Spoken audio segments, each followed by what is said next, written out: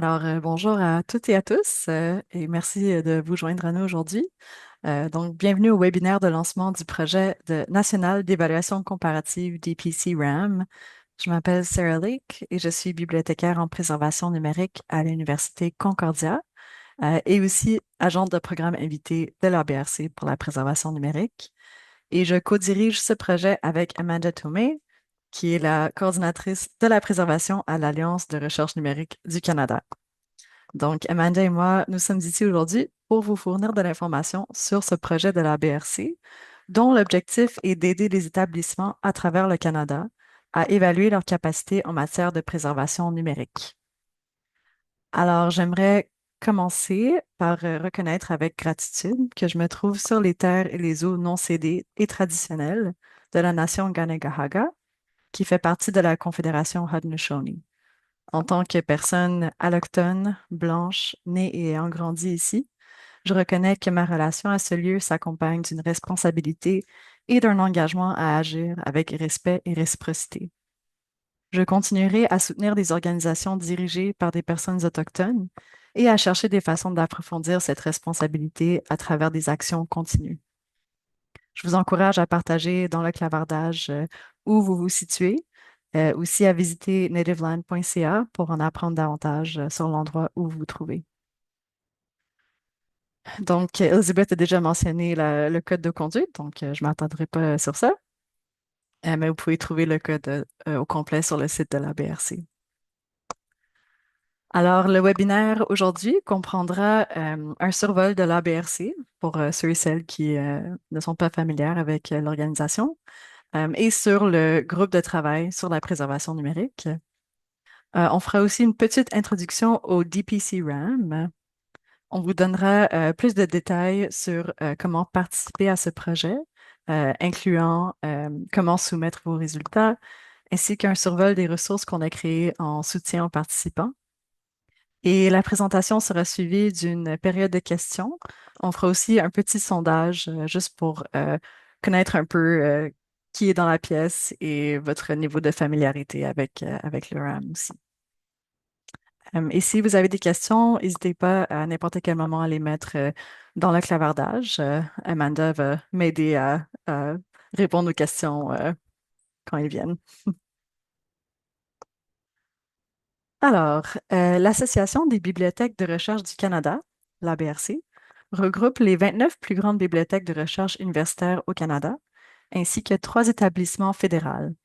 L'ABRC assure un leadership au nom des bibliothèques de recherche du Canada et améliore leur contribution à la recherche et à l'enseignement supérieur.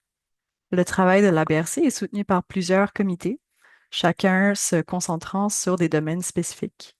Et ces comités sont composés de spécialistes de bibliothèques membres qui mettent leurs connaissances et leurs expertises au service de la mission de l'ABRC.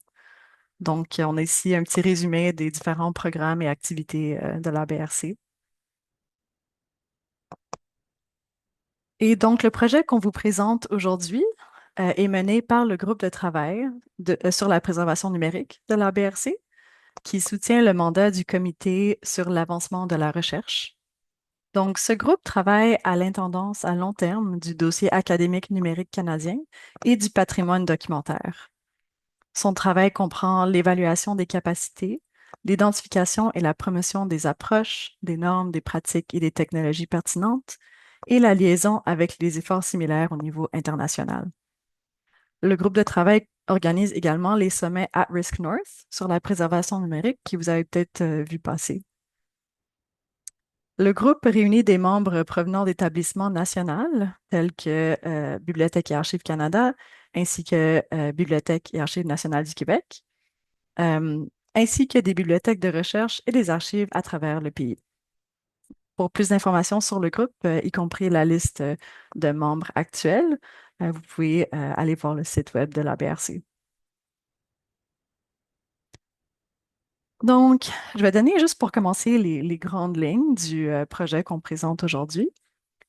Donc, c'est essentiellement un projet de benchmarking à l'échelle nationale qui a été conçu lors de la rencontre At Risk North 3 qui a eu lieu en novembre 2024 à Gatineau. Il a été reconnu comme une priorité de mieux comprendre l'état actuel de la préservation numérique au Canada. Et un exercice national d'évaluation comparative faisait partie des actions recommandées dans le rapport du sommet. Donc, un sous-comité dans le groupe de travail a été formé pour planifier cet exercice. Et nous avons choisi d'utiliser comme outil de référence le modèle d'évaluation rapide ou Rapid Assessment Model de la Digital Preservation Coalition, donc aussi appelé DPC-RAM. Donc, une première phase pilote du projet s'est déroulée à l'automne 2025 et la phase pilote comprenait les établissements membres de l'ABRC. Donc, les établissements membres de l'ABRC ont été invités à compléter une évaluation RAM en tant qu'une cohorte et à soumettre leurs résultats à l'ABRC. Donc, la deuxième phase qui débute aujourd'hui vise la communauté élargie de la préservation numérique au Canada. Donc, nous invitons les établissements de secteurs variés à compléter une évaluation RAM avec nous. Donc, les bibliothèques, les archives, les dépôts, les musées, les galeries et tout autre établissement canadien qui est engagé dans la préservation numérique est invité à compléter l'évaluation. Bien que c'est un projet qui est mené par la BRC, vous n'avez pas besoin d'être membre de la BRC pour participer. Donc, une fois votre évaluation complétée, on vous invite à soumettre vos résultats anonymisés à la BRC et ces résultats serviront à produire un rapport destiné à la communauté et nous organiserons des rencontres ensuite pour discuter collectivement des prochaines étapes à envisager à partir des constats du rapport. Donc, je vais juste prendre une petite pause ici pour voir s'il y a des questions jusqu'à date. Pas de questions dans le chat. OK. Donc, je vais faire juste un petit sondage, juste pour savoir qui parmi vous a déjà complété une évaluation RAM. Alors, je vais mettre le lien dans le clavardage. Donc, vous pouvez juste cliquer, ça devrait vous amener euh, à la question. Et je vais vous montrer les résultats. OK, alors je vois qu'il y en a quand même plusieurs qui n'ont jamais complété une évaluation RAM, ce qui est super.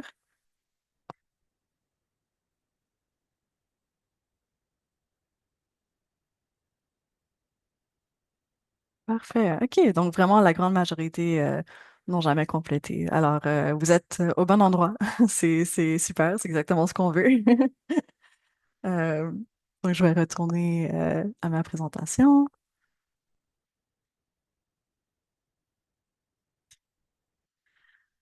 Alors, euh, dans le webinaire anglais qui a eu lieu hier, on avait une invitée de la Digital Preservation Coalition, Anna Perici, qui a fait une courte introduction au RAM qui est enregistrée.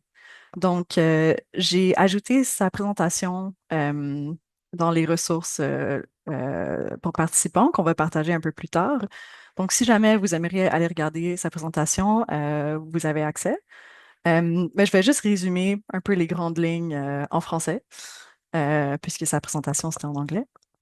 Donc, la Digital Preservation Coalition, euh, pour ceux qui ne sont pas familiers avec, c'est un organisme à but non lucratif international dont la mission est de soutenir les efforts de préservation numérique. Donc, le modèle d'évaluation rapide, ou RAM, c'est un outil de benchmarking de maturité en préservation numérique qui a été créé par la DPC. C'est un modèle qui sert à réaliser une évaluation comparative ou un benchmarking rapide des capacités de préservation numérique d'un établissement. Donc, pourquoi est-ce qu'on a choisi ce modèle pour cet exercice? Euh, pour plusieurs raisons. Donc, d'abord, c'est un modèle qui est conçu pour être vraiment accessible et vraiment simple à utiliser et surtout rapide. Donc, la DPC estime que l'évaluation pourrait être complétée en environ 2 heures ou plus des heures que des journées. Euh, donc, ça peut vraiment varier. Euh, Nous, on a trouvé en parlant à différentes personnes qui ont complété l'exercice à la phase pilote que ça prenait en moyenne peut-être une journée complète, plus que comme un après-midi.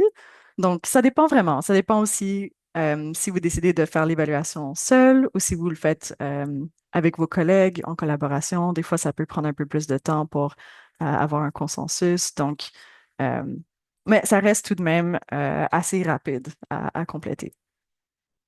C'est aussi un modèle qui est très polyvalent. Donc, il s'adapte bien aux différents contextes, autant des archives que des dépôts de données, que des musées, que des bibliothèques. Donc, c'est un modèle qui est très flexible. Et c'est aussi un modèle qui est conçu pour faciliter l'amélioration continue dans le temps. Donc, euh, quand vous complétez l'évaluation, vous êtes encouragé à fixer des cibles concrètes à atteindre pour votre prochaine évaluation. Donc, c'est vraiment, ça vous permet vraiment de fixer des objectifs et de améliorer votre programme.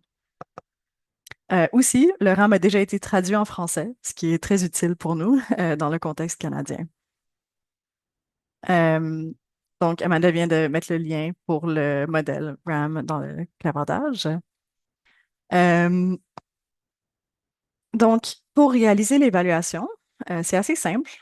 Essentiellement, la grille d'évaluation comprend 11 critères qui représentent les différentes capacités qui touchent au domaine clé de la préservation numérique. Donc, les 6 premiers sont des capacités de niveau stratégique qui décrivent la manière dont une organisation est structurée pour gérer les activités de préservation numérique. Donc, ici, on parle des politiques, le personnel, les ressources. Euh, et les 5 autres critères sont des capacités pratiques ou opérationnelles qui décrivent vraiment les processus de préservation qui sont mis en place. Donc, on parle de l'acquisition, la gestion des métadonnées et l'accès. Donc, pour chaque critère, il faut s'évaluer sur une échelle de 0 à 4. Donc, 0 indiquant une prise de conscience minimale des questions soulevées dans cette partie de la grille et 4 soulignant que l'organisation travaille à un niveau optimal. Donc, la grille que Amanda vous a partagée comprend aussi des exemples de ce à quoi différents niveaux peuvent ressembler en pratique. Euh, donc, il faut ensuite se fixer un niveau cible à atteindre pour la prochaine évaluation. Donc, si on s'estime à être, mettons, un niveau 1 pour un critère, on peut se fixer peut-être d'aller au niveau 2 pour la prochaine évaluation. Et il faut aussi spécifier concrètement qu'est-ce qu'il faut mettre en place pour arriver au prochain niveau. Donc, c'est vraiment un exercice qui porte à réfléchir sur nos pratiques, qui peut être vraiment utile. Il faut aussi décider l'échelle de temps sur laquelle vous allez établir vos cibles. Donc, ça pourrait être une année ou ça pourrait être jusqu'à 5 années, mais on recommande vraiment de répéter l'évaluation à des intervalles réguliers. Donc, l'important, c'est aussi vraiment d'être honnête et réaliste dans l'évaluation. Donc, on ne doit pas nécessairement viser pour la plus haute note dans chaque catégorie. Et même qu'il y aura peut-être des catégories où vous ne visez pas du tout d'amélioration, que votre niveau actuel vous convient bien, qu'il est réaliste, même si ce n'est pas le plus haut niveau.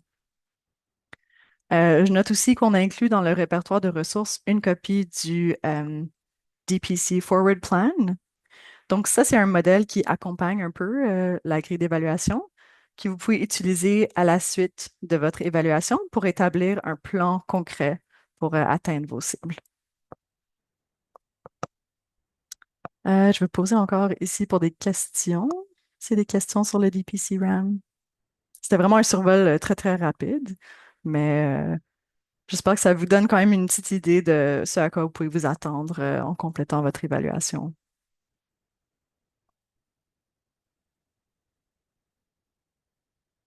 OK.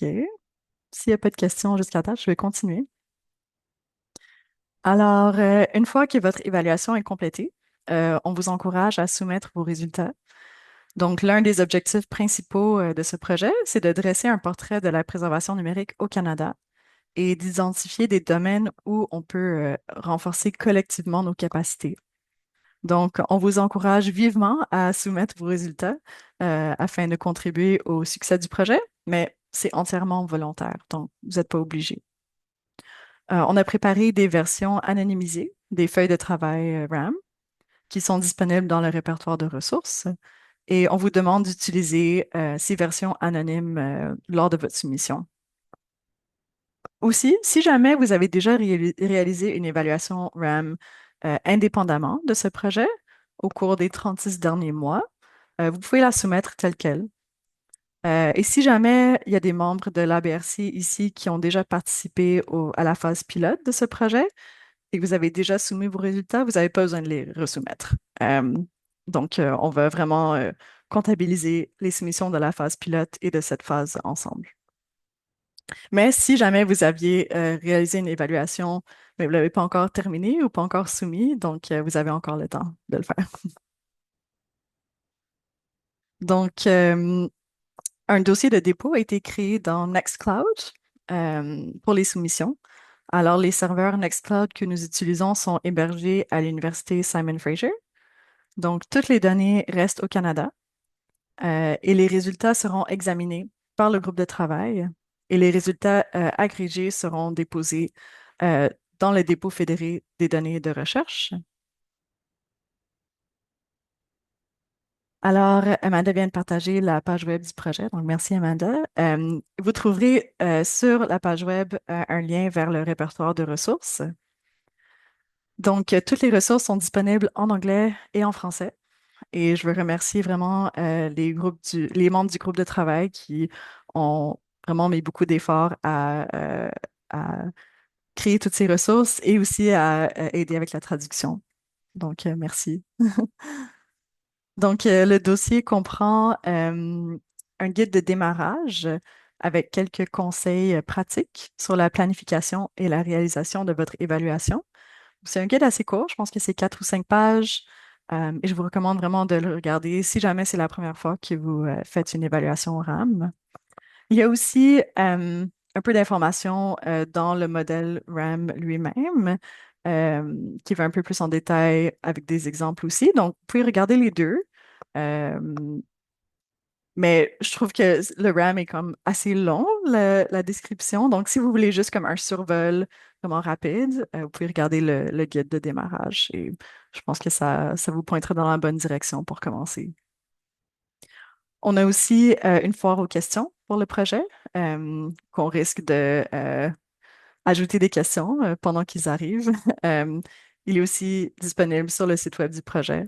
Donc, on va ajouter des questions quand ils arrivent. Euh, on a aussi les feuilles de travail anonymisées du DPCRAM que j'ai mentionné tantôt, ainsi qu'un livre de code qu'on a créé qui comprend des instructions pour la portion information du modèle. Donc, ces instructions sont vraiment juste pour garantir la cohérence des soumissions et assurer la cohérence de l'analyse des données par la suite. On a aussi inclus des cas d'utilisation avec des évaluations complétées que vous pouvez vous servir à titre d'exemple. Euh, et enfin, on a une copie de l'échéancier du projet pour votre référence, ainsi que des instructions pour soumettre vos résultats une fois que votre évaluation est terminée.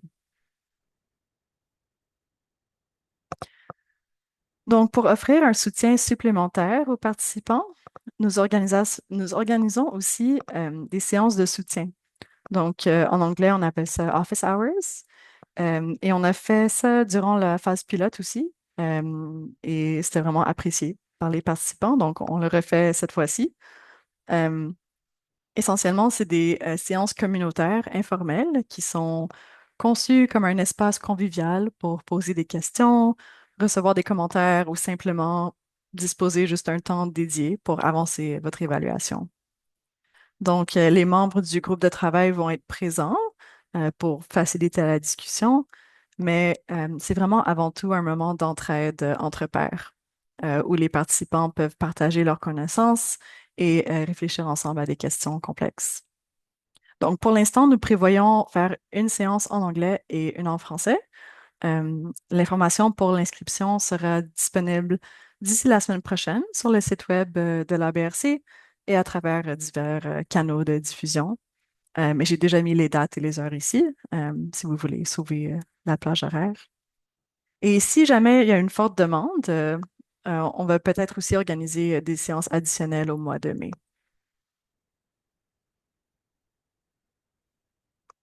Donc, juste pour récapituler un peu l'échéancier du projet, euh, alors la phase pilote avec les établissements membres de la BRC est déjà complétée et la phase 2 commence aujourd'hui.